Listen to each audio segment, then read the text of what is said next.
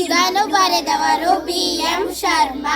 ತಿಂಗಳು ಬೆಳಕಿನ ಈರುಳಿನಲ್ಲೊಂದು ಅಮ್ಮನು ಕೆಲಸದೊಳಿರುತ್ತಿರೆ ಕಂಡು ಗೋಪಿಯು ಪುಟ್ಟು ಹೊರಗಡೆ ಬಂದು ಬಾವಿಗೆ ಇಣುಕಿದರು.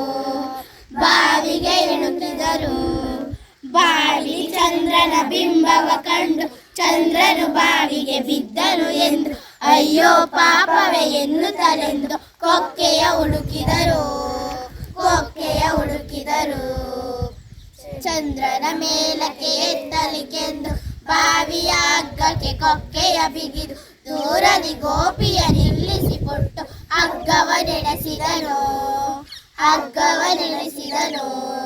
ಹಗ್ಗದ ಕೊಕ್ಕೆಯು ಕಲ್ಲಿಗೆ ಸಿಕ್ಕಿ ಪುಟ್ಟುವು ಚಂದ್ರನು ಸಿಕ್ಕ ಎನ್ನುತ್ತ ತುಂಬಾ ಬಲದಿಂದೆಳೆ ಹಗ್ಗವು ತುಂಡಾಯಿತು. ಎಳೆದರ ರಭಸಕ್ಕೆ ಪುಟ್ಟು ಬಿದ್ದ, ಮೆಲ್ಲನೆ ಮನೆ ಕಡೆ ನೋಡುತ್ತಲೆಂದ, ತಂಗಿಗೆ ಆಗಸ ತೋರುತ್ತಲೆಂದ ಗೋಪಿ ನೋಡಲ್ಲಿ.